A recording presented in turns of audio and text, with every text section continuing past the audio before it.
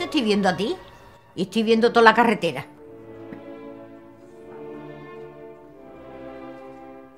Y estoy viendo los gritos de los niños y de los padres y de los ancianos y de todo. Lo oigo. Porque eso era un puro grito. Nos acercamos a coger los tomates y cuando se nos quitó la gana de los tomates. Estaban con las tripas fuera. Y una niña chica mamándole. Seguimos andando y todo el que pasaba, la niña se quedó allí. Nadie se hacía cargo, nada más que del mismo. Íbamos pasando y como ellos tiraban, me mataba a quien fuera, ya está. Hay un bombardeo aquí, pues ya está, se ha hecho el bombardeo, han caído los que hayan caído. Vamos a parar un poco y más para abajo te esperamos otra vez. Cada uno corría lo que podía, pero a veces no podíamos porque no nos dejaban. Los montes se desplomaban, la gente gritando, la carretera muy estrecha.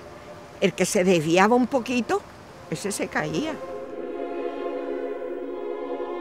Gracias a Dios estoy aquí, estoy bien, me he casado, tengo a mis hijos, bien, pero eso no se olvida nunca. Eso fíjate tú, ¿cómo se va a olvidar?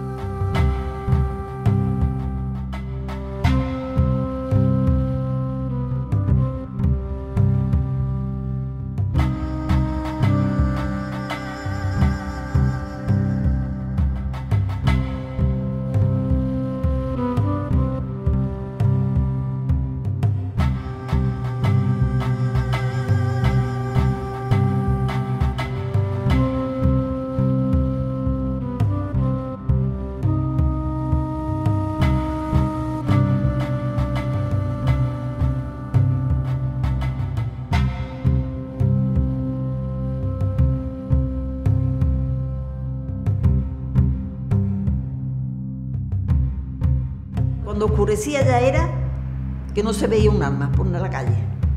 Málaga se quedaba paralizada. Ni bares, nada, paralizada. Nos acostábamos vestidas. La señal de alarma era la campana de la catedral, que era campana de rebato. Entonces nos levantábamos corriendo al refugio. Echábamos una hora, media hora, lo que estaba el avión bombardeando. Todos los días bombardeo. Y además decía Quipo de Llano por la radio que no había que dejar uno libre, solo, que había que matarlo y acribillarlo a todos. Decía, malagueños, maricones, ponerle a la luna unos pantalones que esta noche voy a bombardear. Sí, vosotros, canallas, anarquistas de Málaga, esperad a que llegue allí dentro de 10 días. Esperad. Me sentaré en un café de la calle Larios a beber mi cerveza y por cada sorbo que tome caerán 10 de los vuestros. Fusilaré a 10 de los vuestros por cada uno de los nuestros, aunque tenga que sacarlos de la tumba para fusilarlos. Desde julio hasta febrero, que transcurren 7 meses, van cayendo distinto. Cae el campo de Gibraltar, cae la campiña sur de Sevilla, cae Granada. Pues esta gente, conforme van cayendo, van huyendo y se van refugiando en Málaga. Llegaron a registrarse alrededor de 60.000 personas. Era muy difícil tanto abastecer como alojar a tantas familias que con frecuencia eran mujeres y niños, era población fundamentalmente civil. Se albergaban donde podían.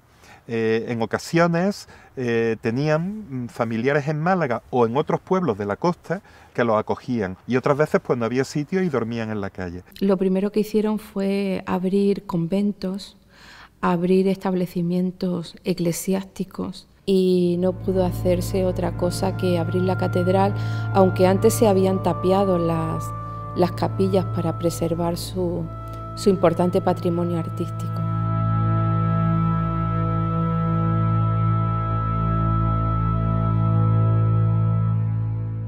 Estos refugiados venían contando experiencias que habían vivido en sus pueblos, experiencias terribles que ellos iban transmitiendo a la población malagueña. Cuentan lo que ven, y lo que ven es que las tropas entran, los falangistas actúan y fusilan a mansalva, asesinan y violan.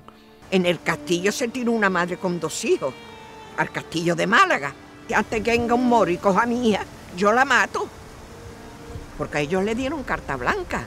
Ellos entraban en los pueblos y eran patrones. Tenían el privilegio de saquear durante la primera o las 2 primeras horas de la ocupación de una localidad. La prensa de la época publicaba cómo se vivía en la España fascista, cómo a las mujeres les rapaban el pelo, cómo no había comida, cómo se estaban produciendo fusilamientos masivos. La población vivía en una situación terrible de pánico, y a esto se le unía también el hecho de sentirse desprotegida, porque las tropas que tenían que defender esta zona pues tenían poca munición y poco armamento, de manera que en cierto modo se veía venir la catástrofe.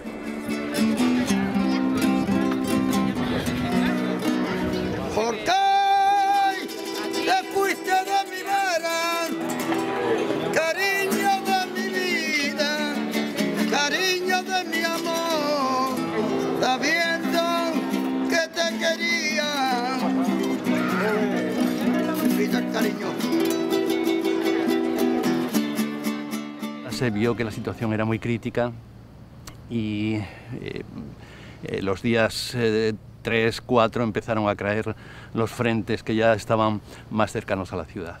Es una ciudad que la propia República da prácticamente por perdida, una bolsa republicana, pero que está cercada completamente por fuerzas fascistas, tanto desde la parte oriental de Granada como de la parte occidental y norte. Todas las autoridades huyeron, salvo el alcalde, el alcalde socialista de la ciudad, que sí se quedó. Dicen los especialistas que el miedo es la emoción más contagiosa que hay, que llevó a muchas familias a imitar a los que primero habían salido o a los que estaban situando sus bultos en las puertas de las casas. Se produjo un caso de histeria colectiva absolutamente. No hubo una autoridad que organizara la evacuación y la huida. Fue absolutamente desorganizada y locamente desorganizada. La única posibilidad de salida, el único territorio en el sur que le quedaba al gobierno republicano era la estrecha franja, un pasillo que es la carretera que une Málaga a Almería.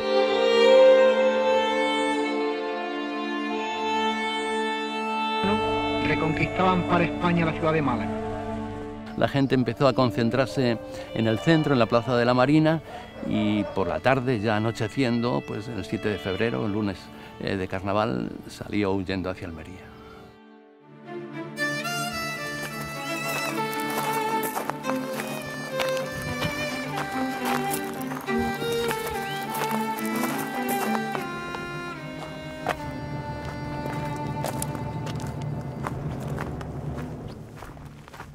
Cuando nosotros salimos del pueblo, ya estaban entrando tropas por aquí, de Franco. El día 8, no, el día 9 salimos nosotros. Salimos de Arena, bajamos por el Castillo Bentemé y fuimos al lago. Íbamos mi padre, mi abuela y 5 hermanos. La carretera iba ya a ver un hormiguero. La única salida que teníamos era esa. no se veían nada más que animales, bestias cargadas con colchones, máquinas de coser por el suelo y mucha gente muerta, otros heridos. Eso es lo que nos encontramos. Cuando empezaron, que ahí vienen los moros por Torremolinos, que vienen... Mi madre dijo, pues vámonos, vamos ya al parque a coger un coche que nos lleve a Valencia, donde sea. Cuando llegamos al parque, era una banda de gente que venían de todos los pueblos. El que tenía un taxi lo cogía para su familia. Y entonces pues seguimos andando detrás de todo el mundo. Mi tío vino, pero ya vino demasiado tarde, que venía del frente, con un camión por nosotros, pues ya no estábamos en la casa, ya no estábamos. Yo le decía, mamá, ¿qué pasa? Que yo quería estar en la casa con mis muñecas. Y mi madre decía, no, es que vamos en busca de los abuelos y de la tita y de papá. Y luego ya nos volvemos todos para la casa y ya tú juegas con tus muñecas. ¿Qué me iba a decir la pobre? No llevábamos nada, íbamos descalzos. Había unas telas, que le llaman aquí toldos, unas morenas para cubrir. Pues ella pidió que por favor le dieran uno de los toldos de esos para hacerle algo a sus hijos, y salimos con un baberillo que nos hizo ella en la casa, con eso íbamos, ahí le llevábamos todo. Lo opuesto. Porque es que no pensarían nuestros padres tampoco que aquello iba a ser mucho tiempo. Otros cogieron hasta los ajuares de las mujeres y colchones y de todo cogieron, nosotros no. Mantones de Manila que ella compraba cuando yo fuera mayor, lucirlo en la feria. Corchas, lo mejor que tenía en la casa. Todo lo metimos en unas bolsas, pero a mi hermano, esto me pesa mucho, claro, lo que queríamos correr. Mi madre decía, pues tirarlo, y lo tirábamos. Nos fuimos de Vélez a una casa que habíamos alquilado por Río Seco. Y de ahí ya, pues cuando llegó el momento de salir, salimos de ahí, de esa casa. Todo recto y salimos a la caleta. Que por cierto, aquello era un infierno de gente. Porque ya venía gente de Málaga y de la provincia. De Estepona, de Marbella, de Antequera, toda la parte esa. Mi padre, mi madre y 4 hermanos. 2 varones y 2 hembras. Una de las hermanas, 3 años. Y la otra 7 meses.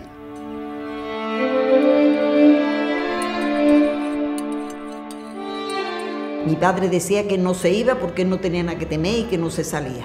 Pero como mi madre decía que venían los moros y que venían matando a las niñas, que la venían andando aceite resino, que la venían pelando. Y mi madre decía, Antonio, pero a ti no te da lástima de 2 hijas que tienes y un niño. Y nosotras llorando porque queríamos irnos porque venían los moros y nos iban a hacer daño.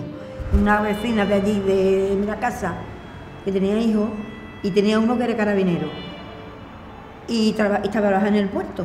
Vino corriendo, mamá, coge lo que pueda, lo más justo, lo más preciso, que nos vamos.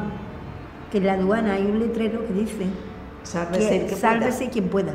Y entonces se fueron ellos, ya irse ellos, mi padre le dio así un poco como de repelú y dice, pues nosotros también nos vamos. Aquel día había estrenado un traje celeste, no se me olvidará, y unos zapatos blancos. Y entonces yo cogí mi vestido y mis zapatos y dice mi padre, ¿tú dónde vas con eso? Digo, papá, cuando lleguemos a Almería tendré que ponerme algo. Dice, tú coges una manta y anda, que bastante tiene con la manta. Y entonces cogimos una manta y echamos a andar.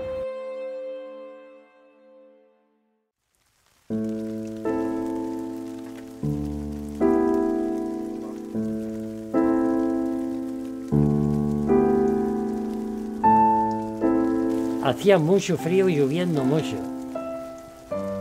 Y si nos mojábamos, pues te tenías que secar como fuera y como no podía encender lumbre tampoco, porque la lumbre, bueno, cualquiera encendía la lumbre. Te lloverían las balas allí de momento, ¿no? Pasó frío.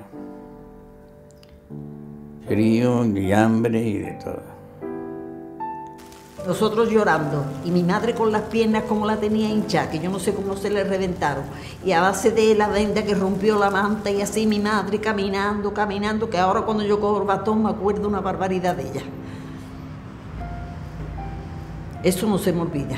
Madres allí ya que no podían ni caminar, con los hijos allí dándole el pecho, que dónde se sacaba esa savia para darle a su hijo ese amamantamiento. Es que son cosas que te ponen loco. Es que dices tú, es que no lo entiendo. Una mujer, como no tenía leche, pues el niño, casi muerto, padre hizo un buquete y ahí enterró a su hijo. Siempre se quedan grabadas, siempre.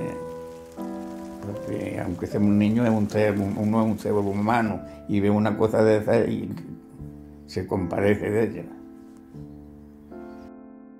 Y yo no sé, porque no tiene explicación cómo hemos sobrevivido. Es que no tiene explicación. Cómo los niños así hemos podido sobrevivir y salir adelante con esa miseria, ese terror tan grande.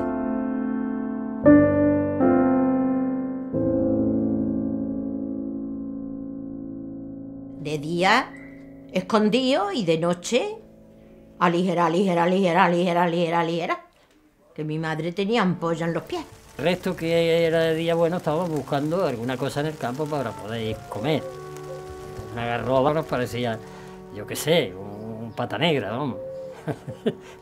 8 días y 8 noches, corriendo sin parar y sin comer. Los labios todos negros así de burbujones. De decirle yo a mi madre, ay mamá, tengo hambre.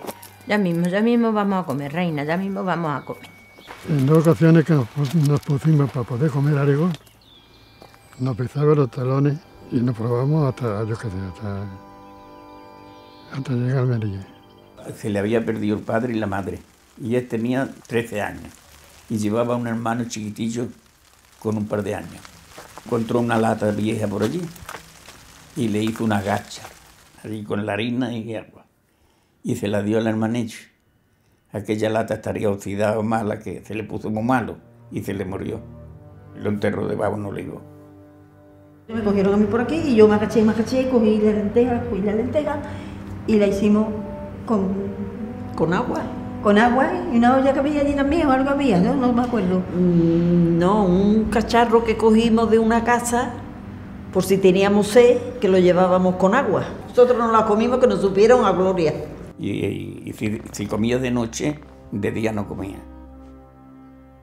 Y nadie se compadecía de nadie. No fueron ayudados mucho estas personas que huían porque estaban vacíos la mayoría de los pueblos. Además carecíamos de víveres, estábamos en guerra, era zona de guerra y había escasez, algunas frutas, pero poco más. De lo que tenía daban.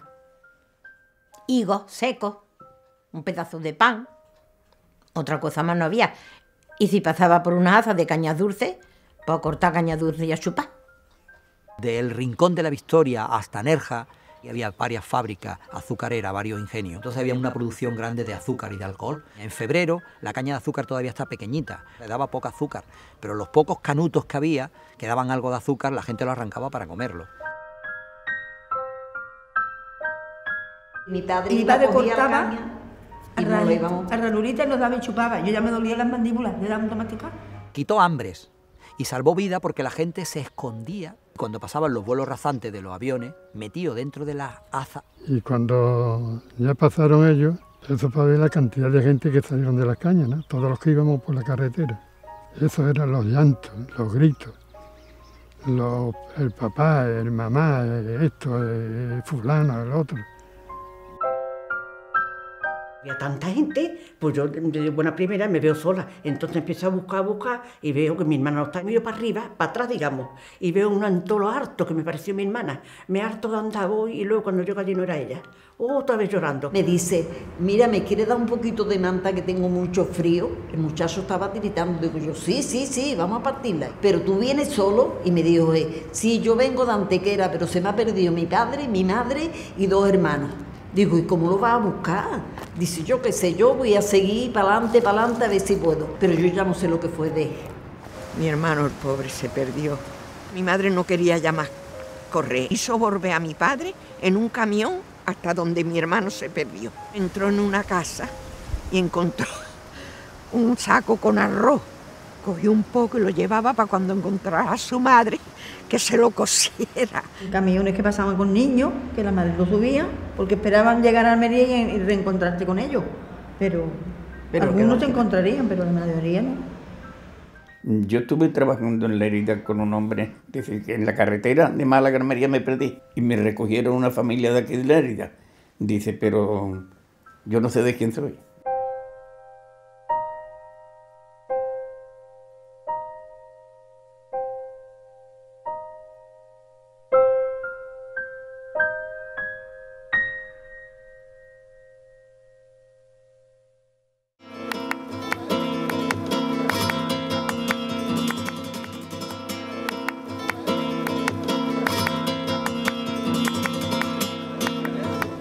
Toda la historia había apuntado hacia ese tiempo y ese lugar, hacia ese instante de martirio en que parecía que acababa todo. De repente, cuanto más desesperados y solos estaban en su vida, ángeles canadienses ofrecieron sus manos inermes y solidarias. No pudieron evitar tanto dolor, pero al menos algunos niños no murieron exhaustos en las cunetas. Al menos algunas madres pudieron dar a luz en las tinieblas. Al menos algunos corazones extenuados pudieron continuar latiendo.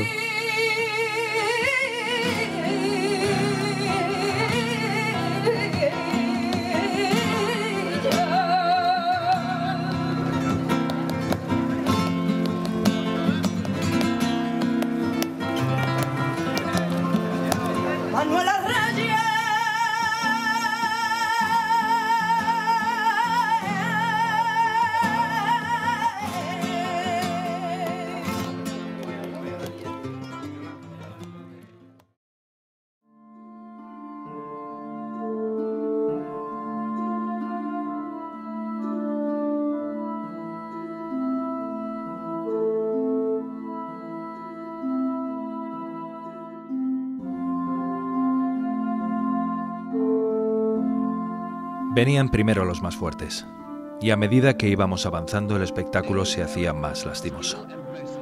Contamos 5.000 menores de 10 años. Resolvimos regresar para transportar a los más desvalidos. Difícil tarea la de elegir entre todos. Tenían la cara y los ojos congestionados por el polvo y el sol y levantaban hacia nosotros, en sus brazos cansados, los cuerpecitos de sus hijos.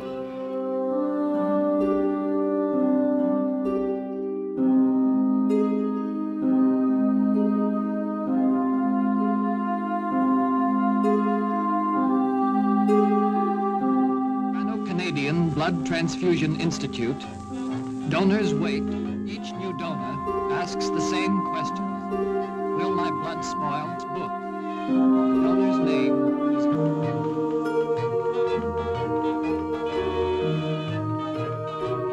Hay que tener en cuenta que estas fotografías se sacaron no aquí a la salida de Málaga, sino cuando ya todas las personas habían andado al menos 100 kilómetros, porque Norman Bethune nunca estuvo en Málaga y solamente pudo llegar hasta Motril.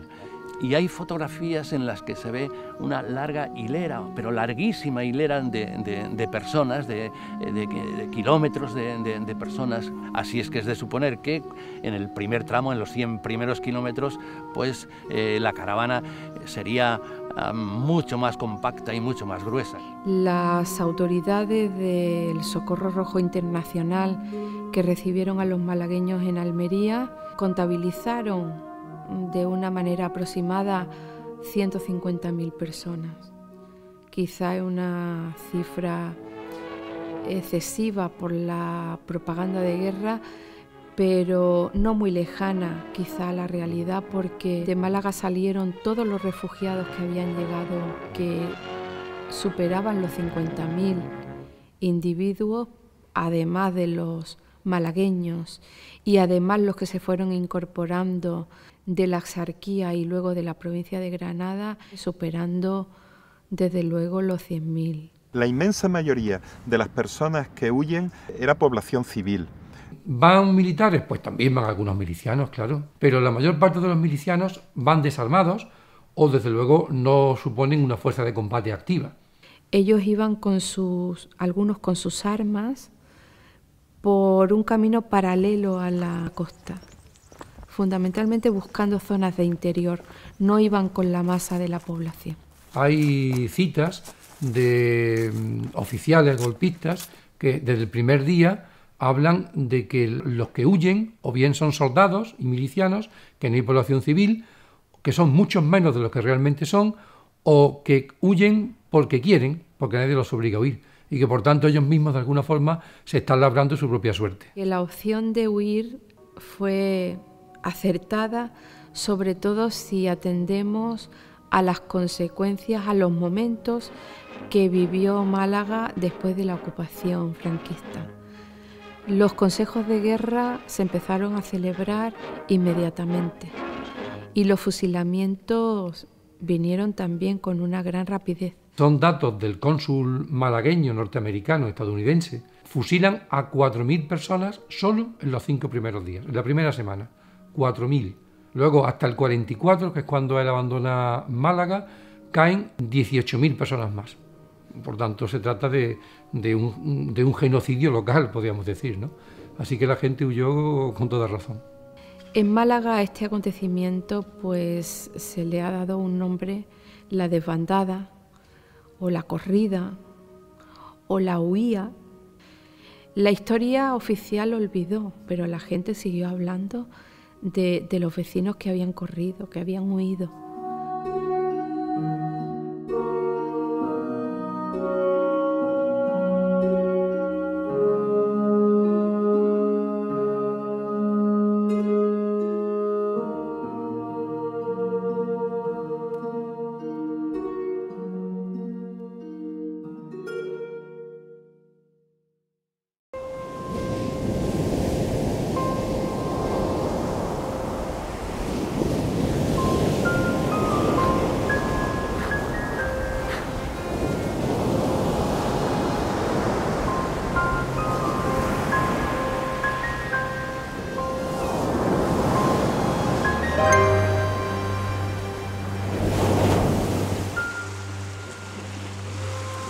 Clareaba el día y se veía esa fila de barcos negros.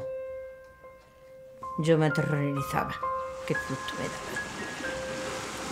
Vaya, de hecho, tengo una pila de años y yo no me subí en un barco, ni en una barca, ni en una lancha, ni me metí en el agua.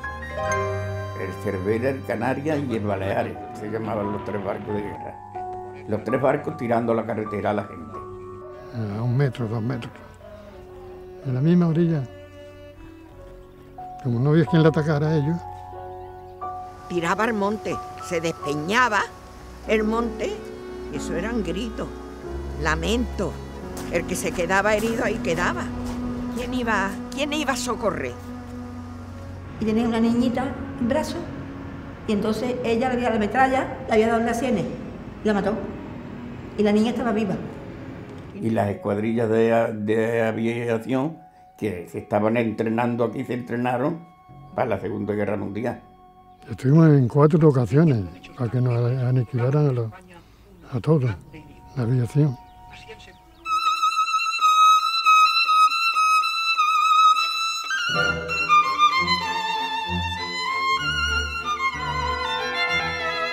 Ellos veían que los barcos se acercaban mucho a la costa y veían a la tripulación. Por tanto, la tripulación también veía a la población civil. Hay registros sonoros de los aviadores que ametrallaban que le dicen a sus jefes que lo que están viendo debajo es población civil, que si disparan o no. Y la respuesta es que sí, que ametrallen. El régimen franquista va poniendo sus bases a partir de este genocidio, de este holocausto. Ellos están dispuestos a matar a personas indefensas para sembrar el pánico y para así poder consolidar la dictadura. Nuremberg lo define perfectamente cuando juzga a los nazis. La violencia contra la población civil provocada de forma sistemática por un grupo militar o político es un crimen contra la humanidad y por tanto imprescriptible.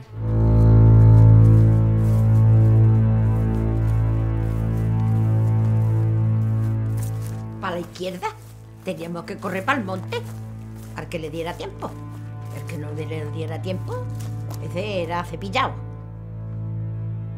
Porque ellos no tenían contemplaciones. Ellos eran nada más que tirar y tirar y tirar. ¿Qué hacíamos? Pues refugiarnos en las casas que también estaban abiertas. Si no llegase por ese bombardeo, llegamos a Almería. Almería. Pero estuvimos desde la mañana hasta la noche metiendo en una casa, los barcos bombardeando. Vamos, todos los días sin parar, pom, pom, pom, pom. Todo el mundo se quitaba del medio y se escondía, pero debajo de los olivos, debajo por el campo. Pero a pesar de eso, cuando salíamos había muchos muertos en la carretera y en las cunetas. Mi madre siempre evitaba de que los viéramos. Venga, vamos, vamos, vamos. Que mi madre con el niño en brazos y yo andando. Nos tumbamos totalmente al suelo, eso encima mío, porque los 3 aviones venían con el traqueteo de la ametralladora. Eso se clavó en la cabeza y no me se olvida. Ya han pasado. Y cuando nos levantábamos, la mitad se quedaban en el suelo. Mirábamos y veíamos que se habían quedado una pila que estaban ya matados. Ahí yo no sé los cientos de personas que habrán muerto. La carretera del terror. De que vas andando y te están bombardeando. Y te están tirando también del cielo. Y del mar. ¿Y dónde te metes?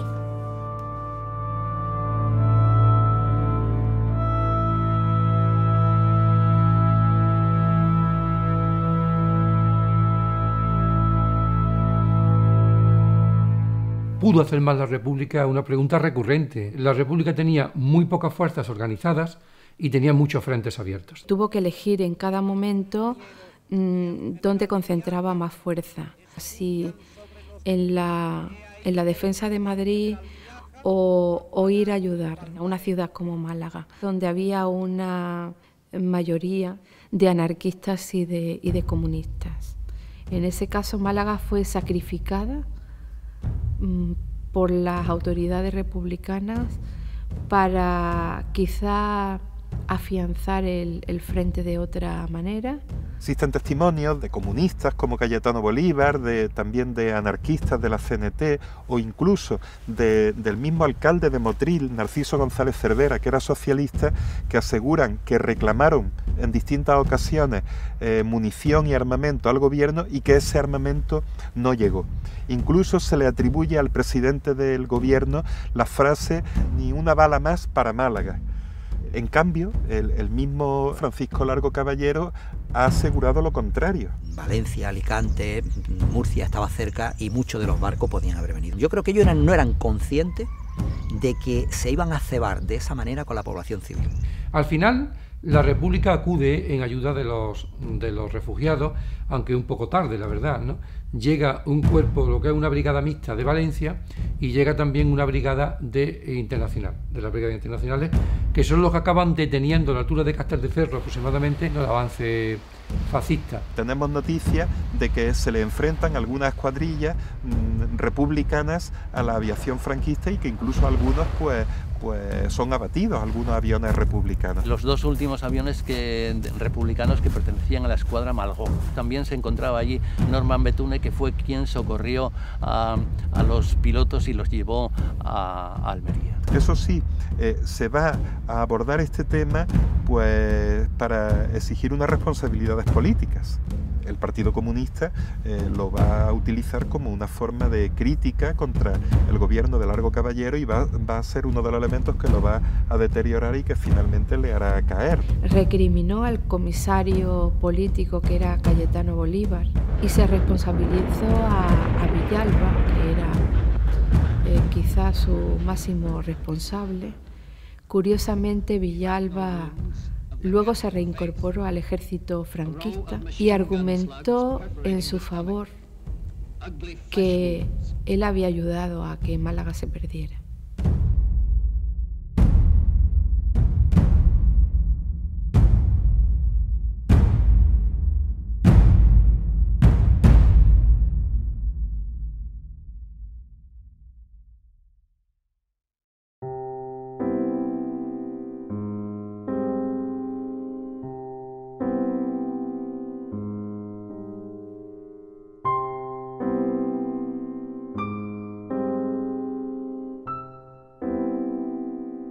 Hubo mucha muerte, mucha, y nadie después hizo caso a eso. La carretera de Málaga, nadie ha hablado. Nunca se ha oído nada de... Nunca se ha hablado nada ni de los que se iban, ni de nada. Por miedo, yo creo que por miedo. En la casa no se podía hablar, era imposible, te mataban, sin piedad. Mi madre jamás dijo nada de eso.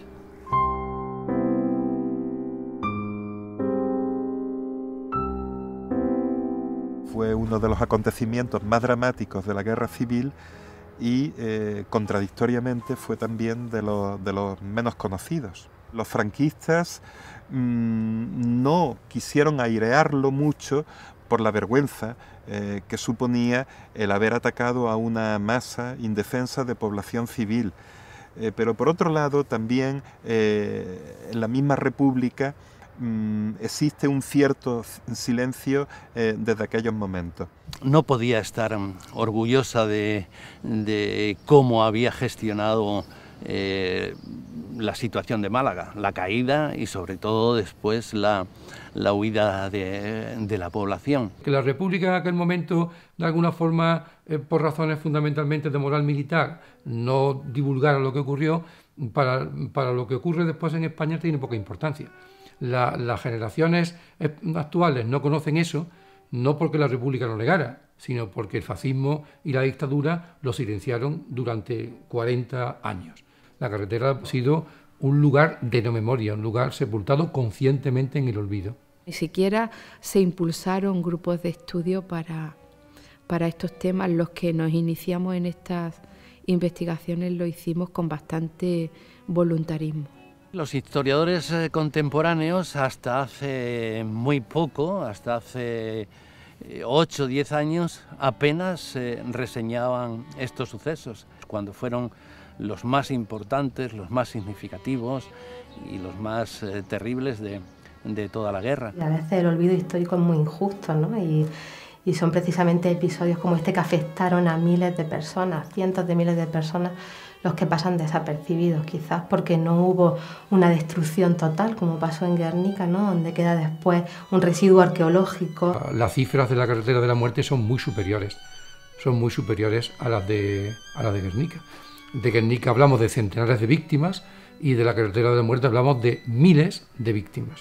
Lógicamente hubiera debido ser el símbolo de la crueldad y de la agresión fascista. No fue así, sino que fue Guernica, un bombardeo que ocurrió más de 2 meses después. Málaga no tiene su Picasso, curiosamente, ¿no? Siendo Picasso malagueño, pero a Málaga le falta un Guernica. Y entre mi pueblo y este pueblo, porque caminando juntito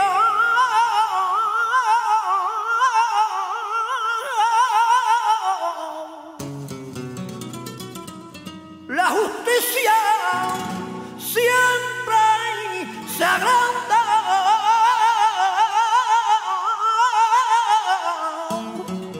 Y entre mi pueblo y este pueblo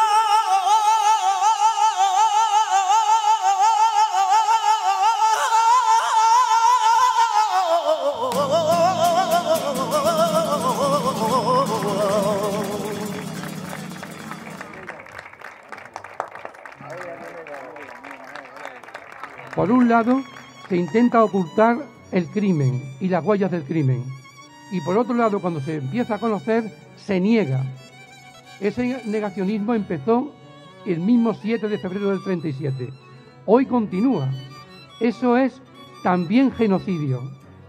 Eso es la última fase del genocidio, negar el crimen. Por eso yo creo que la mejor forma de reparación que podemos tener todos con las víctimas y con los resistentes es luchar contra eso, convertir a la desbandada en un símbolo andaluz, español y europeo de la lucha antifascista. La reparación completa es imposible, pero puede haber reparación parcial. Yo creo que mucha gente se siente simplemente satisfecha, recompensada en su dignidad, solo con que la verdad sea la que se ponga en el conocimiento, es conocer para no repetir. Contar la verdad ya es una forma de reparar, pero muchas víctimas piden también justicia. Una justicia que en este caso es más bien moral, es que los jueces se verían en la obligación de investigar los delitos, simplemente, porque la mayoría, tanto de los verdugos como de las víctimas, han muerto. Pero digamos que se acabaría con la impunidad.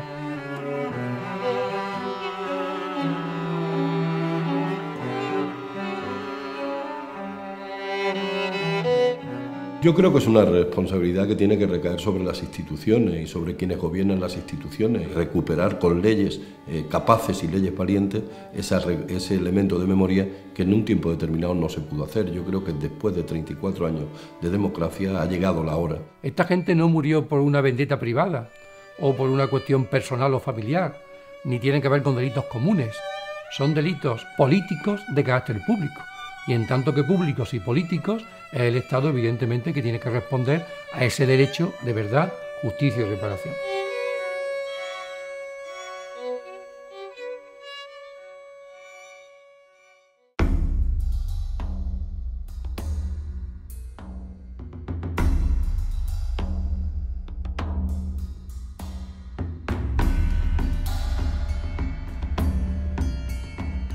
El río estaba mucho más alto. Fue uno de los peores momentos del camino. Mucha gente se ahogaron en este río. ¿Y el puente para pasar, qué había ocurrido con él? Bombardeaban por el puente, lo tiraron también. Los barcos, pasaban los camiones y nosotros detrás de los camiones, agarraditos como podíamos detrás, pero hubo personas que se iban para otro lado del río. Y eso sí, era... La corriente. Claro, eso era terrible, ¿eh? Tuve que atravesar un puente de madera porque lo volaron un día antes. A todo el que llegaba un poco de peso se lo tenía que olvidar y tirar lo que fuera. Mi padre cogió a mi abuela en la espalda, se la echó a la espalda y se cayó. Se puso la ropa chorreando. Entonces subimos para arriba y en un cortijo encendieron fuego y allí para secarle la ropa. Y aquello nos entretuvo mucho tiempo también. Cuando bajamos desde para abajo ya habían pasado, ya estaban las tropas en Motril. Cuando llegamos ya pasado Nerja, dice mi madre, Antonio, esas luces que hay que no pasa por Nerja y estaba todo oscura, y esas luces que son. Y mi padre dice, anda y calla, anda y calla, anda y calla. Y es que ya venían las tropas. Sí, ya venían los tanques y venían por los moros, y venían italianos.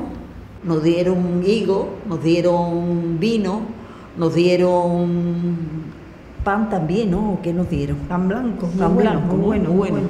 Y ya no comimos eso, pero ya de vuelta para Málaga, porque ya para arriba ya no podíamos seguir. Ya estaban diciendo allí que no tuviéramos miedo, que no tuviera las manos manchadas en sangre, que se podía venir para su casa, que no le pasaría nada.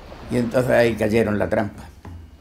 Que mi padre mismo y mucho dice, pues si yo no he matado a nadie, pues me presento. Y le hicieron un juicio sumarísimo, eso, un consejo de guerra, sin testigos, sin nada, ¿no? No lo dejaban ni de hablar, nada más de pena de muerte. Le dice al hermano y al cuñado, mira Juan, se llamaba Juan, yo vuelvo a la casa porque yo no tengo motivo y yo no voy a seguir en adelante. Volvimos de regreso al pueblo, que no va a pasar nada, que no se va a matar a nadie, Pues todo el que regresó lo mataron. Estábamos cerca del cuartel y nos dijeron que allí no se podía llorar. Que no podías ni llorarle a los tuyos, a los muertos tuyos, porque te lo prohibían.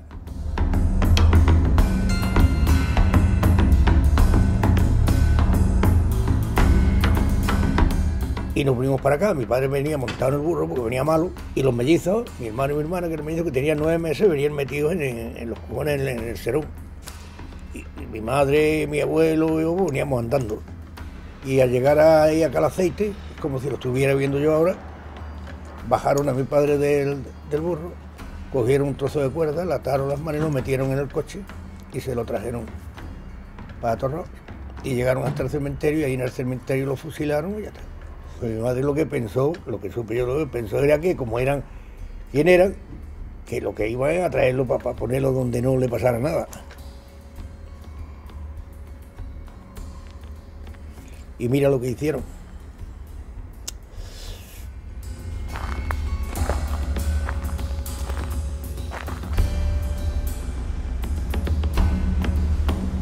La gente que volvía ya tenía un estigma para las nuevas autoridades. Habían huido con los rojos y habían huido de la gloriosa salvación del Ejército Nacional. El simple hecho de haber sido huido de la desbandada era un agravante de auxilio a la rebelión militar, pena de muerte, y enterrados por ahí, muchos en cuneta, otros en la fosa de los cementerios. En Vélez Málaga hay 500 así, aquí en Torró hay unos poquitos, en Nerja otros poquitos y en los demás pueblos de la Sarquía en todos.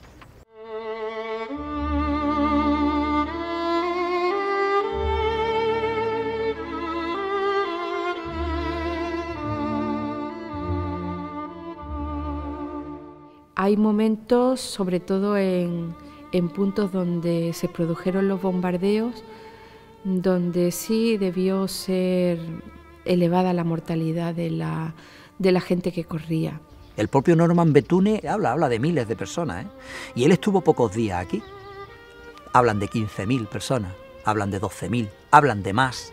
Es imposible tener un registro exacto de las víctimas, puesto que no hay, digamos, base objetiva. Los cálculos que se han intentado hacer, siempre, como digo, relativos y siempre a la baja, hablan de entre 5 y 10.000 ametrallados y muertos a lo largo de solo estos 4 días. Aparte de la carretera, hay que hablar de los que murieron en Málaga, que fueron otros tantos miles, y de los que mueren en Almería.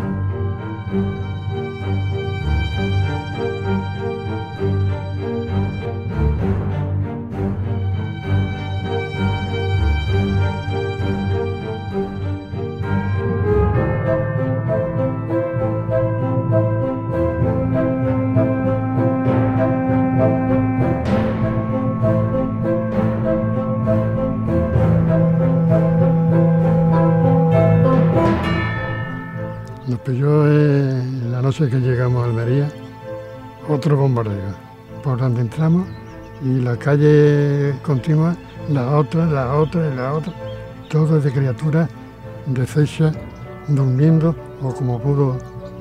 Eso es lo que nos encontramos.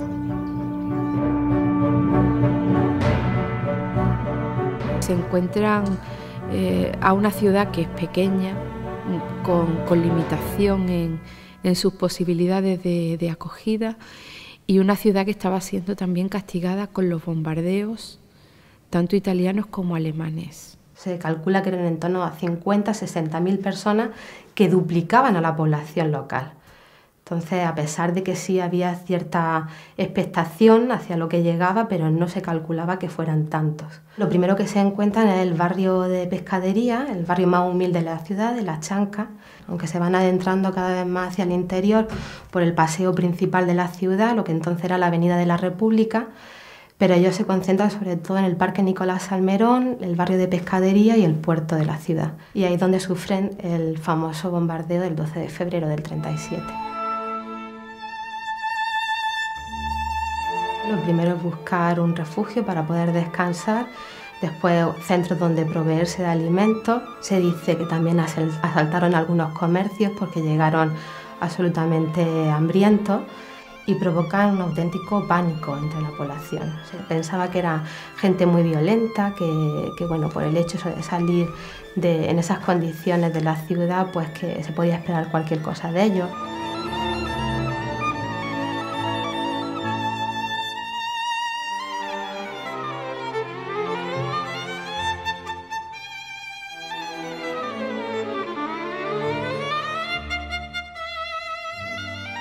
Hemos llegado a la última zona de la visita, estamos justo en el quirófano y tenemos, por ejemplo, anécdotas de tener durante una visita a una señora que nos comentaba que había nacido aquí, que durante más de 70 años su madre le había comentado que le había dado a luz a ella en un quirófano bajo tierra. Había llegado hasta Almería a pie junto con más mujeres y con más niños y ella dio a luz aquí cuando la trajeron procedente de la carretera del Cañarete, estuvo en el puerto y del puerto iban evacuando a todas esas mujeres que la iban trayendo aquí para dar a luz a la mayoría y otras para abortar.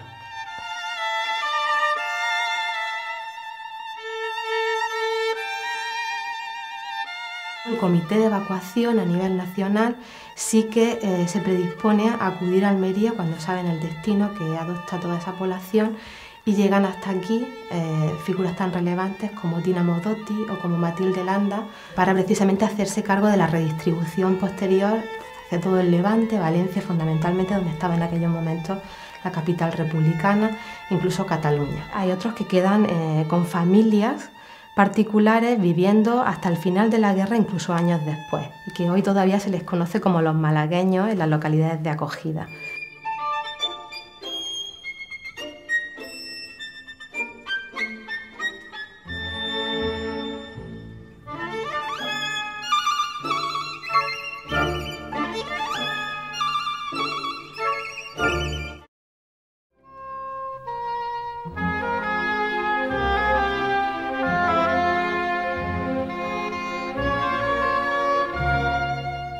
Perdimos nuestra casa, que la teníamos en la línea, el Tito Jorge, que tú lo conoces, el de Barcelona, era muy chiquitito, lo llevábamos en brazos, tenía meses, fíjate, 9 meses.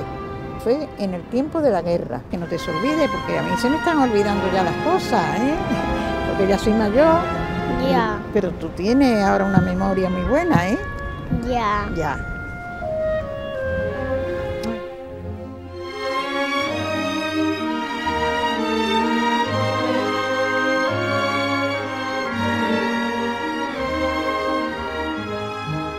Es horrible contar eso. A mí me cuesta mucho trabajo. Me cuesta mucho trabajo porque es una herida que está allí abierta y que está sangrando y que no se tapa nunca. Porque en este Málaga de turismo y de playa y de todo eso, hay algo que contar por debajo de eso. Hay más historia que sacar. Y no la saca nadie. ¿Por qué no la saca nadie? Porque no le interesa. A mí me gusta hablar y recordar eso, de lo que ha pasado una. Que luego cuando piensa uno y dice, con todo lo que he pasado y las fuerzas que me quedan todavía, yo eso lo recuerdo. ¿Con qué se puede pagar ese daño? No hay. No es una silla que tú compras y la tiras o se rompe y compras otra. Es tu hijo que te la han matado, o tu marido, o tu padre, o tu hermano. Con que me dijera, estos jueces son de tu padre, y vamos a quitarle este juicio que encima lo condenan a estos desgraciados, con eso tendría suficiente. Yo no necesito más, porque ya lo he hecho está. Que se supiera que fue una cosa injusta, porque todas las personas que matan y no lo dejan defenderse ni de hablar, sin abogado y sin testigo y sin nada, es un crimen. ¿Cómo va a pasar página? Aunque te duela, ¿no? Me gusta recordarlo. Yo eso lo tengo metido en el cuerpo y eso no se sale de mi mente ni de mi corazón. Eso no se sale de ahí. Eso me lo llevaré yo hasta que el enterrado me cierre la boca.